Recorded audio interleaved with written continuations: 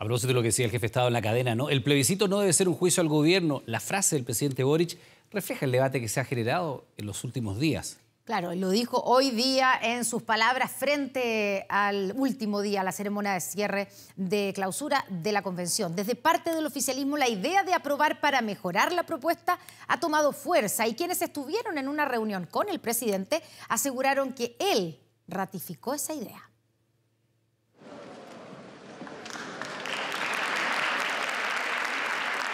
Así su arribo estaba previsto, según el programa, para ser protagonista en la segunda parte de la ceremonia. Un ingreso entre aplausos para quien podría, si el texto es aprobado, firmar la nueva Carta Fundamental.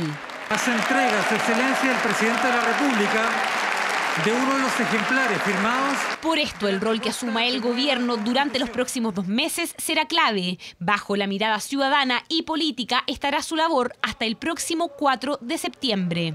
Tengo el deber de garantizar que cada uno de los ciudadanos de nuestro país podrá tomar una decisión libre y plenamente informada el próximo 4 de septiembre. Mensaje del mandatario cuando la discusión por cómo debe enfrentar comunicacionalmente el Ejecutivo el histórico plebiscito ha generado intensos debates. Cada pieza comunicacional del gobierno ha sido defendida por partidarios y criticada por quienes acusan que beneficia la opción apruebo. No tiene reglas del juego que están definidas por la Contraloría en esta materia. Que alguna autoridad fuera de su horario de trabajo quiera hacer campaña nos parece que es parte de las reglas del juego. Lo importante es que no lo hagan con empleo de recursos públicos. El gobierno lo que tiene que hacer más que presentar las dos propuestas, tiene que informar para que la gente vote en conciencia y vota, como decía, informado, más que hacerle campaña a una posición a la otra. Durante la ceremonia, Boric dio un mensaje claro en su discurso, luego que diversos análisis vincularan la aprobación del gobierno al trabajo de la Convención Constitucional. Este proyecto de Constitución y el plebiscito que se desarrollará el 4 de septiembre no es ni debe ser un juicio al gobierno. Es el debate sobre el futuro y el destino de Chile para las próximas 4 o 5 décadas. Es que, según la última encuesta CADEM, por ejemplo, el rechazo alcanzó 51%, 17 puntos por sobre la opción apruebo. Es claro que nosotros desde el inicio estuvimos en contra de la idea de relacionar las estrategias de éxito del gobierno con el plebiscito de salida, porque cualquiera de los dos procesos que sufriera algún traspié iba a transferir necesariamente los resultados en la dirección contraria. El presidente Boric está reconociendo que la posibilidad cierta que triunfe el rechazo es una realidad y está intentando desacoplar su gobierno respecto de el plebiscito de salida. Con la propuesta de nueva constitución bajo el brazo, Boric retornó a la moneda tras la ceremonia en el excongreso y proyectando el proceso constituyente. Se reunió con los presidentes de la Corte Suprema, del Senado y de la Cámara de Diputados.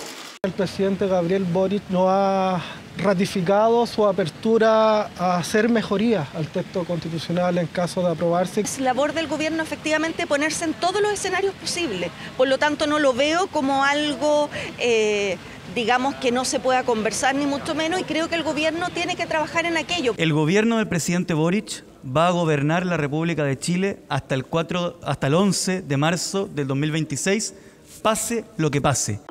Posible plan B que para algunos ya comienza a gestarse en el Congreso, porque parlamentarios de la DC, apoyados por militantes de oposición, presentaron un proyecto de ley para rebajar de 2/3 a 4/7 el quórum para aprobar las reformas constitucionales. Una idea que dicen busca facilitar desde ahora modificaciones a la Carta Magna y que se vota en la Comisión de Constitución este martes.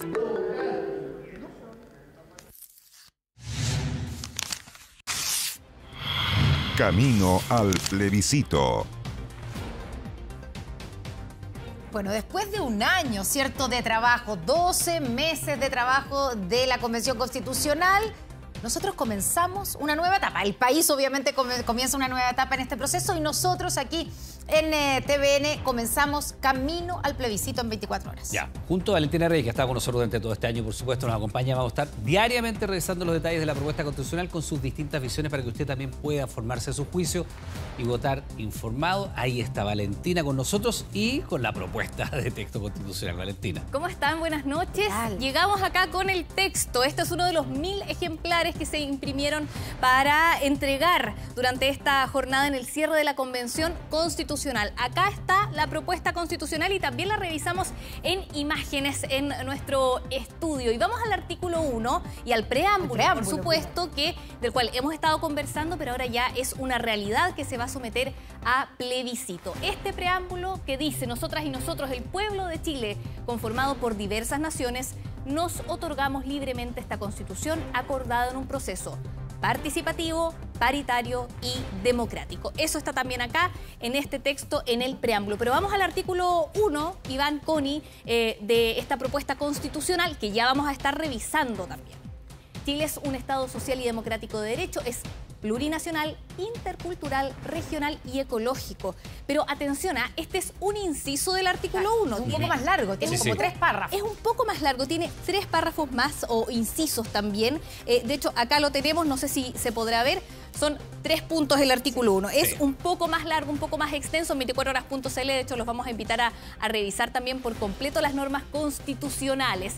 Y avancemos en el contenido de esta propuesta constitucional, porque de hecho nosotros en 24 horas, el equipo de política preparó diferentes ejes que tiene esta propuesta constitucional. Por ejemplo, en sistema político, hay cambios en el poder ejecutivo.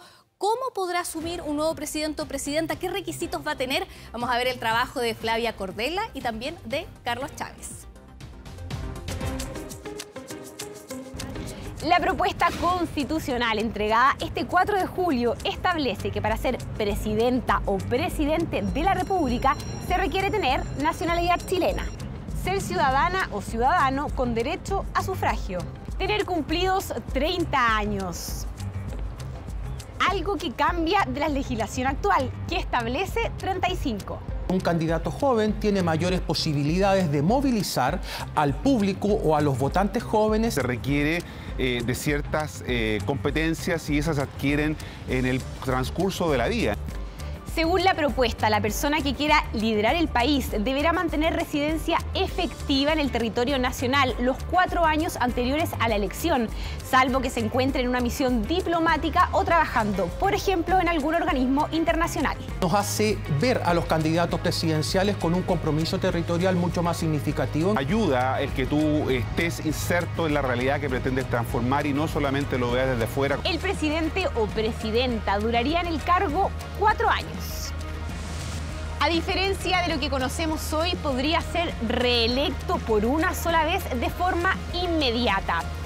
Eso sí, esto comenzaría a regir desde la próxima elección, es decir, el actual mandatario no podría ser reelecto. Claramente nos retrata un presidencialismo mucho más fuerte porque el presidente va a ser el incumbente. Luego de 150 años... Genera el incentivo de que en los últimos años los presidentes lo dediquen a hacer campaña, ¿no? Y por lo tanto eso desvirtúa un poco la alternancia en el poder. ¿Y qué pasa con las atribuciones del mandatario? Se habla de un presidencialismo atenuado. Ya no va a ser necesariamente el gran legislador, sino que va a estar acompañado de un Congreso que va a ser muchísimo más poderoso. Y genera algunas dificultades para la gobernabilidad, porque evidentemente los parlamentarios que van a concurrir junto con el presidente para llevar adelante iniciativas que impliquen financiamiento, van a poder tener esa prerrogativa que hoy día no tienen. La propuesta constitucional le da más facultades al Congreso para presentar distintas leyes, algo que también seguiría siendo el presidente, donde también tendría dentro de sus funciones nombrar y destituir ministros, así como también decretar estados de excepción constitucional.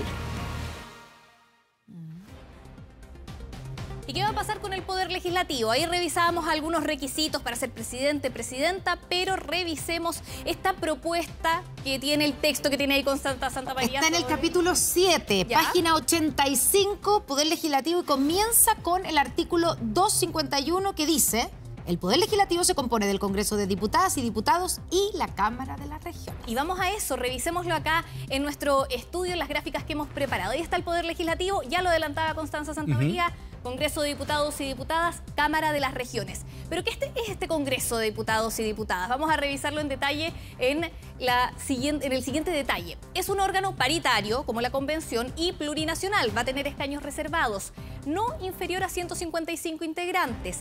Acá van a empezar y van a terminar las leyes. Recordemos que ahora siempre tenemos la duda, ¿por dónde ingresa el proyecto de ley? ¿El Senado o la Cámara de Diputados? Todas las leyes tienen la misma Cámara de inicio. Van a empezar acá, en el Congreso de Diputados y Diputadas. Ahí hay una diferencia respecto a lo que actualmente nos rige. Y sus representantes serán elegidos como hoy cada 4 años. Ahora, perdón, hay una diferencia que es fundamental, que es paritario y es plurinacional, que es muy distinto a lo que hay hoy día. Exacto, ahí hay un tema que de hecho es transversal en la Constitución, en la propuesta constitucional. La plurinacionalidad es un principio y la paridad también lo vamos a estar revisando más adelante. Pero vamos a la Cámara de las Regiones. Que reemplaza al Senado. Este reemplazo del Senado, que también es paritario, plurinacional, ahí lo dice, de hecho, la gráfica, reemplazaría al Senado. Todas las regiones tendrían la misma cantidad de representantes, por lo menos 3. Eso sí, hay una ley que lo va a tener que terminar de determinar. Ahí hay por lo menos un mínimo. Perdón, sin importar la cantidad de habitantes que tenga cada región. Aysén, por ejemplo, una de las menos densamente pobladas, va a tener la misma cantidad de representantes de la Cámara de Regiones que la metropolitana, por decir. La idea de esto, al menos lo que explicaban los ahora ex convencionales cuando tramitaron esta propuesta, es que cada región tenga el mismo peso, independiente del número de habitantes, que cada región tenga lo mismo, pese lo mismo. Por eso, cada una de las regiones tiene el mismo número de representantes, mínimo 3. Tiene iniciativa de ley también y se elige esta Cámara de las Regiones junto a autoridades comunales y regionales. No va a ser la elección al mismo momento que el Congreso de Diputados y Diputadas. Solo la primera vez, el 2025, para dar inicio a esto. Todo esto lo estamos hablando en el supuesto, ¿no? De ganar el apruebo en el plebiscito de salida. Todavía tiene que pasar eso, digamos. Exacto. Vamos a también en dónde se reúnen estas dos instancias, Congreso de Diputados y Cámara de las Regiones. Hay ciertas leyes que la van a ver estas dos cámaras, este bicameralismo asimétrico, como las reformas constitucionales, se van a tener que tramitar por estas dos instancias. La ley de presupuesto, los estados de excepción constitucional y leyes que regulen sistemas de justicia, poder legislativo y órganos autónomos constitucionales, así como también algunas leyes que regulen derechos fundamentales, como por ejemplo educación, salud, entre otros. Porque el objetivo de este bicameralismo asimétrico es que gran parte de las leyes solo la vea el Congreso de Diputados y Diputadas y así la tramitación de leyes sea más expedita. Esa es la propuesta. Una cosa es lo que se propone, otra cosa es los efectos, ¿no? Pero aquí estamos hablando de la propuesta constitucional en cuanto al Congreso Nacional. Ahí está entonces parte de la propuesta constitucional respecto al sistema político. Pero ¿qué pasa con los derechos sociales? Que muchos señalaban que es parte de lo más importante en esta propuesta constitucional. Vamos a... Bueno, es una de las principales demandas que originó el proceso en el que estamos. Es el origen de los procesos de protesta que dan cuenta, por supuesto, luego de esto. Y una de las discusiones que se discutió tarde, en uno de los temas, se discutió tarde dentro del proceso convencional. Claro, fue toda la discusión muy acelerada, de febrero a mayo, ¿no? Y ahí estuvieron también los derechos sociales. De hecho, una de las protestas que hemos vivido en los últimos años tiene que ver con el sistema de pensiones. La propuesta constitucional no habla directamente del sistema de pensiones, habla del sistema de seguridad social, que dará un eje a una futura reforma de pensiones.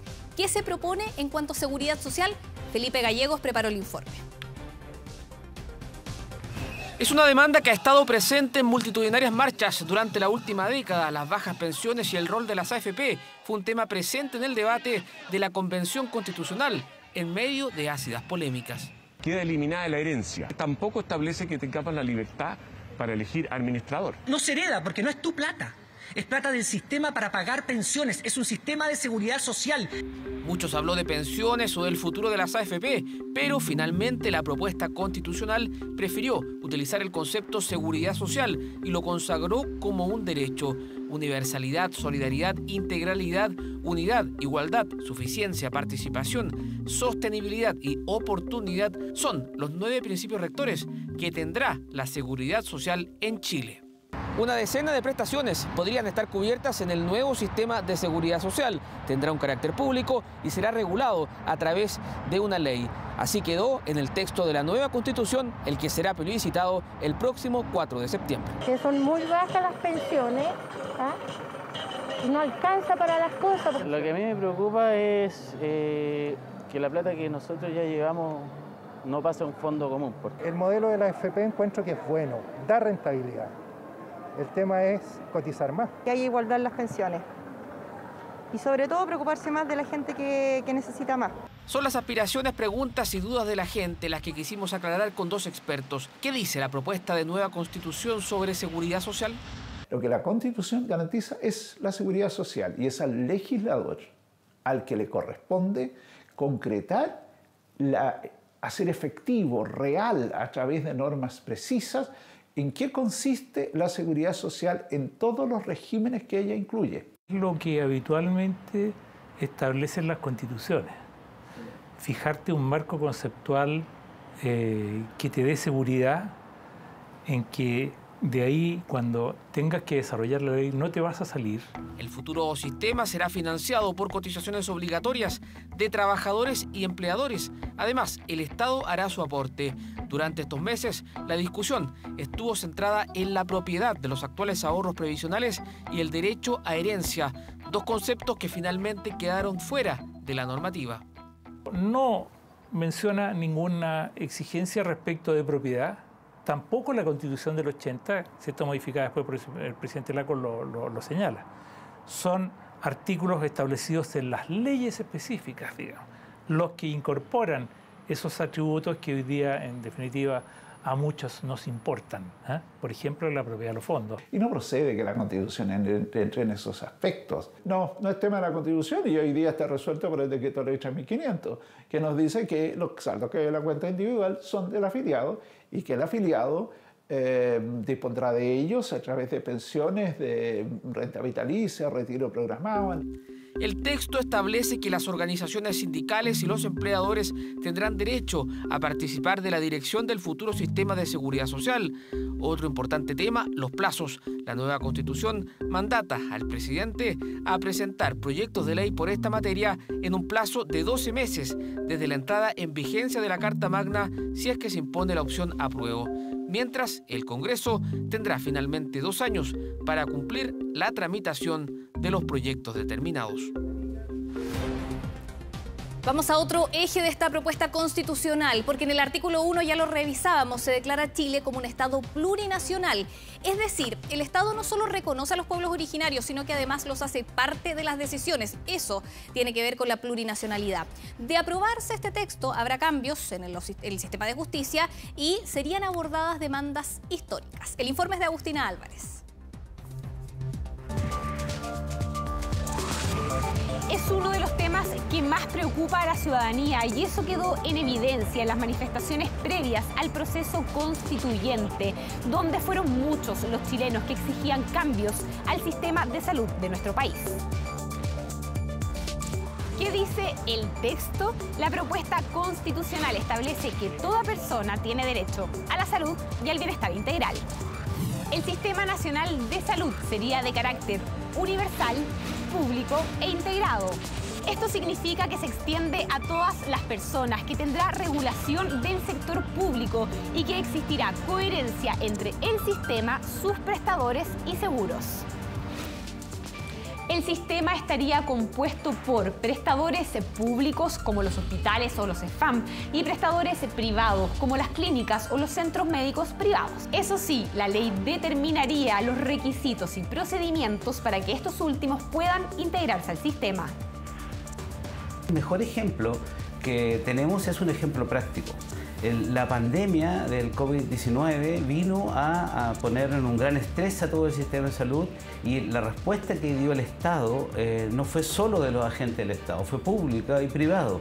Y eso fue de una manera integrada. No conocemos la participación de si van a poder participar o no y cómo van a participar. A lo mejor solamente en algunas patologías, en otras no, a lo mejor van a regular los precios. Eso es muy grave. El sistema de salud se financiaría a través de las rentas generales de la nación, es decir, mediante impuestos. Además, la ley podría establecer cotizaciones obligatorias a empleadores, empleadoras, trabajadores o trabajadoras, solo con el fin de aportar solidariamente al sistema de financiamiento. Una de las preguntas que fue parte del debate es qué va a ocurrir con las ISAPRES, y los expertos tienen distintas posturas. Esto permite las cotizaciones, pero también permite los seguros privados. Es decir, uno puede optar a tener, como ocurre en gran parte de los países del mundo, que yo tengo mi salud básica, pero puedo optar a seguros complementarios, lo que permite perfectamente que funcionen sistemas como las ISAPRES. Hoy día tenemos 3 millones de personas que están en las ISAPRES. Ese 7% que hoy día están imponiendo en las ISAPRES irían al sector público. Por lo tanto, si hay alguna, las ISAPRES como tal desaparecerían. Van a incrementar la demanda en la atención en el sector público. Y mediante la normativa se determinará al órgano público encargado de administrar los fondos del conjunto de este sistema. Bueno, ahí revisábamos otra de las demandas sociales, ¿no? El derecho a la salud y la propuesta del texto constitucional. Ahora sí vamos a la plurinacionalidad. Ya, pero básicamente lo que dice el capítulo 6, ahí está el artículo 191, que es el que generó la discusión a propósito si se tenía o no que reformar en la última de las sesiones. Y dice lo siguiente, artículo 191, inciso 2. Los pueblos y naciones indígenas deberán ser consultados y otorgarán el consentimiento libre, previo e informado en aquellas materias o asuntos que les afecten en sus derechos reconocidos en esta Constitución, o sea, contempla el consentimiento. Y son varias las normas relacionadas a plurinacionalidad o a demandas de los pueblos originarios. Quien tiene los detalles ahora sí, porque queríamos ver si estaban atentos, es Agustina Álvarez. Vamos a esa nota. Y la señora Elisa Loncón, 96, referencia.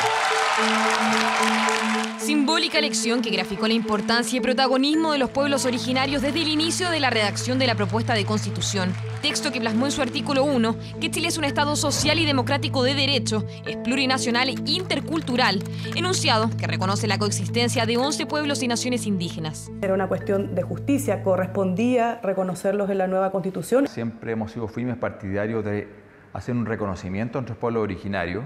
Sin embargo, la propuesta va mucho más allá. Plurinacionalidad no es solo reconocimiento, porque el concepto también los hace parte de toda decisión del Estado, como en el Poder Legislativo. En la propuesta constitucional se consagran los escaños reservados, tal como en la Convención. En el Congreso de Diputadas y Diputados, estos espacios serán proporcionales a la población indígena, mientras su integración en la Cámara de las Regiones aún no ha sido definida. Una representación que provocó un arduo debate en la Convención. La idea de que se pone en riesgo la unidad e integridad del Estado no es una completa exageración, considerando la situación privilegiada en que quedan los pueblos indígenas. Les permiten tomar decisiones que les afecten, que les competan. No son privilegios. Yo quisiera enfatizar que la Constitución lo que reconoce son derechos a estos pueblos. Otra norma es el pluralismo jurídico, uno de los conceptos nuevos más debatidos de la propuesta. Para algunos afecta el principio de igualdad, para otros reconoce las tradiciones de los pueblos originarios. ¿Qué se propone? Un sistema propio de justicia encabezado por autoridades ancestrales que funciona en un plano de igualdad con el sistema nacional. Sus decisiones, sin embargo, serán impugnables al máximo tribunal del país. Que cuesta en Chile explicar, hacer entender que son justicias complementarias. Por supuesto, esto está en el estándar internacional, entonces temas de derechos humanos, violencia de género no van a estar necesariamente cruzadas por esa justicia indígena. Es un hecho que vamos a tener sistemas paralelos de justicia y que sus límites son un completo enigma. Dependen de la legislación posterior, pero no quedaron debidamente fijados a nivel constitucional. Pero el debate no solo se centró en los sistemas de justicia y en el poder legislativo. La propuesta también aborda una demanda histórica, como son los espacios de autodeterminación a través de la autonomía territorial indígena y la restitución de tierras. Una comisión transitoria será la encargada de diseñar y proponer el plan para materializar esta demanda. Esta normativa lo que permite es regenerar o debatir en torno a una restitución de tierra, que es la base no solamente económica de los pueblos originarios, la tierra es la base cultural, social y como visionaria de los pueblos originarios. ¿Cuánto territorio estamos hablando? ¿De qué manera se va a restituir aquello? Se va a generar, no me cabe ninguna duda, una enorme tensión. Principio de plurinacionalidad ajeno a las constituciones que anteceden a la propuesta de Carta Magna, pero que expertos coinciden responde a obligaciones internacionales. Derecho que para algunos sí o sí debía ser parte de la propuesta, pero que otros aseguran fueron más allá de lo razonable. Bueno, parte de las normas que van a ser debatidas, ¿no?, de aquí a 2 meses al plebiscito de salida. Pero revisemos otra norma que está aquí en esta propuesta, el derecho a la educación. Un tema ampliamente debatido, también que fue parte de las movilizaciones no de hace poco tiempo, sino que hace varios años. Preparamos un informe con algunos de los puntos de las normas relativas a educación. Vamos a revisar.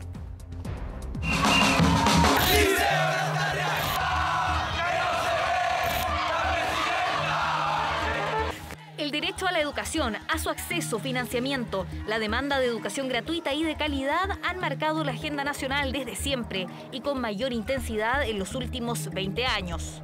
Frente a esta realidad, la propuesta constitucional menciona en al menos 50 oportunidades la palabra educación y hay 9 artículos vinculados a este derecho social. ¿Cuáles son algunas de las propuestas vinculadas a educación? Se lee en el texto: toda persona tiene derecho a la educación.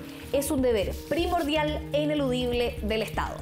Es una propuesta, si se quiere, incompleta, parcial, que se enfoca en algunos temas que son importantes. Yo creo que no hay ningún tema que el texto aborde que no sea importante. El 55% de los estudiantes está en la educación particular subvencionada, para la cual no hay una palabra. Creemos que es una norma que hace un avance bien sustantivo como país para poder efectivamente resguardar la educación como un derecho. La Constitución actualmente vigente tiene una visión de la educación con un carácter mucho más centrado o exclusivamente centrado en la mirada más individual, en la educación en su rol para el desarrollo de las personas, que efectivamente es muy importante, pero la Constitución actual tiene solo ese. La propuesta también indica que la educación se regirá por una serie de principios: cooperación, no discriminación, interculturalidad, enfoque de género y pluralismo, entre otros. Estos principios, eso sí, generan diferentes puntos de vista sobre los efectos que van a tener sobre la educación. Reconoce dentro de los propósitos de la educación también el propósito más societal, más de cómo la educación ayuda a configurar, a construir una sociedad. Y una sociedad con ciertas características. Por eso el borrador define ciertos criterios y ciertos principios para la educación. En el fondo, en el tipo de educación que uno como sociedad, estoy pensando, no como persona, ofrece a las nuevas generaciones, se plasma el país que uno quiere ser. Y yo habría sido de la opción inversa. Yo habría dicho: lo primero de la educación es aprender. Lo primero de la educación es formarse, es adquirir competencias, adquirir habilidades para poder progresar en la vida, para poder asegurarme un mejor futuro, para también ser una mejor persona.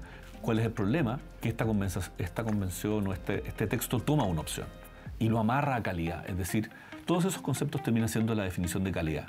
Pero además el texto habla de un sistema nacional de educación, integrado por instituciones de educación parvularia, básica, media y superior, creadas o reconocidas por el Estado. Se declara que la educación pública constituye el eje estratégico del Sistema Nacional de Educación. Derecho a la educación, uno de los artículos que genera más debate al ser uno de los derechos sociales más sentidos y debatidos de las últimas décadas. Bueno, eso era el derecho a la educación, pero hay otro derecho también que aparece que es novedad en nuestra Constitución, que es el derecho a la vivienda. Claro, la vivienda digna, que no estaba considerado en otras constituciones y que además ha motivado incluso una discusión bastante interesante a propósito de eso. ¿Hay alguna oposición entre el derecho a la vivienda digna y el derecho a la propiedad? Lo que pasa es que este derecho, lo vamos a revisar en el informe que preparamos, no dice que tienes derecho a la propiedad, pero tampoco lo excluye. Es un mandato para que el Estado se preocupe de que las personas puedan contar con una vivienda, ya sean dueñas de ella o que la tengan por algún tiempo. Se llama tenencia esto. Y es un derecho social nuevo. De hecho, así nos explicaban algunos convencionales constituyentes que son doctores en Derecho Constitucional. Es nuevo en las constituciones del mundo. Vamos a revisar el informe que también preparamos para este especial de 24 horas. Una de las novedades en la propuesta constitucional es el derecho a la vivienda digna. Ni en la actual Constitución ni en las anteriores de nuestra historia se encontraba este derecho. Los expertos nos señalan que el derecho a la vivienda digna es nuevo en las constituciones del mundo. Pero, ¿qué propone el texto de nueva Constitución? Toda persona tiene el derecho a una vivienda digna y adecuada que permita el desarrollo de una vida personal, familiar y comunitaria.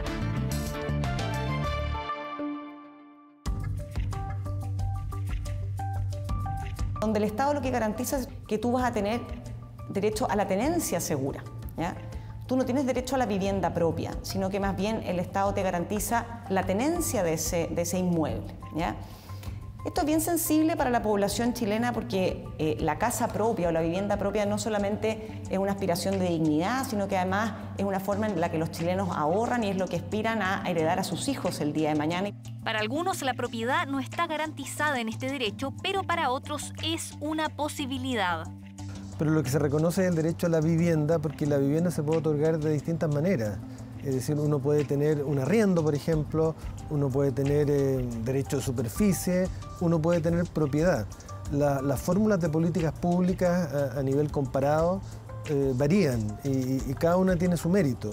Según la propuesta, es el Estado el que tomará las medidas necesarias para el goce oportuno de una vivienda digna, pero este artículo dice mucho más. Revisemos. Además, se establece que debe haber habitabilidad, espacio y equipamiento suficientes, la disponibilidad de servicios, la ubicación apropiada, entre otros. El Estado va a tener un rol más preponderante, más que el que tiene hoy día. Y eso tiene algunas dificultades desde el punto de vista de la libre competencia, de los subsidios cruzados, del precio al que esas viviendas se ponen a disposición de la población, si es una disposición en arriendo o en propiedad. El Estado va a tener primero más deberes y es cierto que se le dan más atribuciones. Hay que tener recursos y muy buenas políticas públicas y ojalá que este no fuera un tema de trinchera, ojalá tuviéramos unas políticas de Estado en esta materia que nos permitan generar hábitat y viviendas adecuadas para todos los chilenos y chilenas finalmente. Pero ¿cómo se va a materializar el derecho a una vivienda digna? El gobierno tiene 2 años para redactar una ley sobre vivienda digna. Así lo mandata la propuesta constitucional. Luego el Congreso tiene 2 años para su tramitación. Una vez que la ley esté lista, estarán las condiciones para que este derecho social se pueda materializar. Son 388 artículos. Nosotros los invitamos a 24horas.cl. Ahí tenemos una app preparada con cada una de las normas, dividido en los capítulos. Fácil para encontrar ahí naturaleza y medio ambiente, participación democrática. Así que si quieren revisar esta propuesta, vayan a 24horas.cl. Hay un deber cívico hacer. Así es. Bueno, y además aquí todas las noches en 24 Horas Central vamos a tener, ¿cierto?, a Valentina Reyes explicándonos un pedacito de esta propuesta de nueva constitución en esta sección Camino al Plebiscito. Así es. Así que de aquí tenemos 2 meses. Tenemos 2 meses para explicar, mostrar diferentes miradas. Cada norma también tiene diferentes puntos de vista y el objetivo es que voten informados. Recordar que el sufragio es obligatorio. Sí. Fundamental entonces informarse para votar. Muchas gracias. Buenas noches. Gracias, Valentina. Buenas noches. Bueno, eso después. ¿Apruebo o rechazo? Este miércoles comienzan ya las campañas para el plebiscito de salida y los bloques están afirmando cuáles van a ser las respectivas estrategias. En el oficialismo, por ejemplo, no llegarían juntos a la franja, mientras miembros de la sociedad civil serían los rostros de la opción rechazo.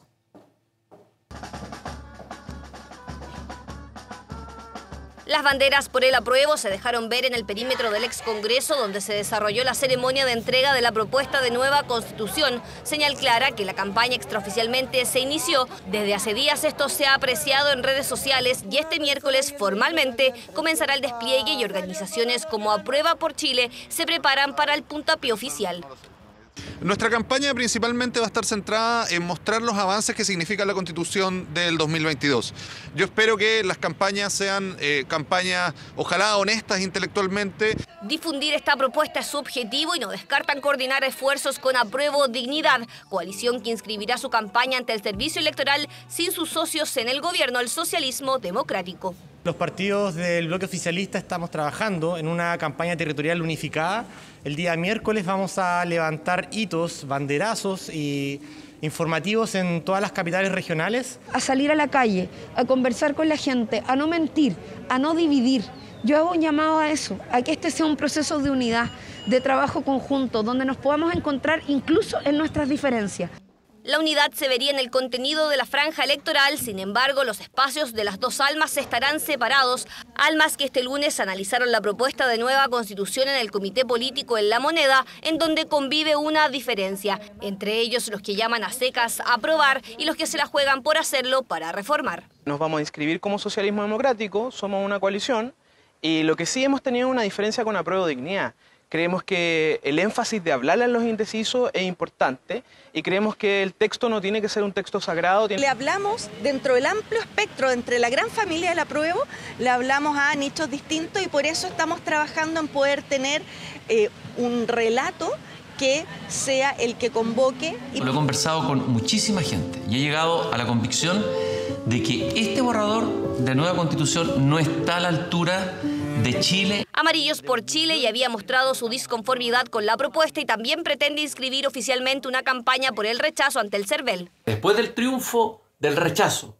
en el plebiscito de salida, los chilenos, como siempre lo hemos hecho en momentos de crisis o dificultades, vamos a encontrar un camino institucional para ir en búsqueda de esa nueva Constitución. Campaña por el rechazo que incluirá varios exconvencionales de la oposición que serán parte de los despliegues territoriales a lo largo del país, donde todos los partidos están por invitar a la sociedad civil para que sea protagonista de su franja televisiva. Sí, está planificado, por ejemplo, para la campaña y en especial para la franja electoral. Esta Constitución es revanchista y refundacional. No se hizo con ánimo de ser para todos. Distintos espacios de participación de campaña, lo que significa el futuro constituyente, que es abrirle paso a una nueva oportunidad, una nueva esperanza de hacer de mejor manera las cosas. Abierta no solamente a las organizaciones de la sociedad civil que van a ser protagonistas, sino también a los sectores de izquierda o centroizquierda democrática que quieran sumarse en los próximos días. Mensaje directo para los exconcertacionistas que se han mostrado cercanos al rechazo y a partidos como la Democracia Cristiana, que este miércoles definirá su postura frente al plebiscito. Y uno tiene que hacerlo pensando en el país, con mucha responsabilidad y también con bastante coraje, porque sobre todo en nuestro partido la decisión no va a ser fácil. Estamos divididos en torno a este texto. El Partido de la Gente es otra tienda que fijará su postura el próximo jueves en una consulta virtual, todo de cara al inicio oficial de las campañas y el despliegue a nivel nacional que a todas luces llevará las opciones de apruebo y rechazo a un debate más allá de los partidos políticos.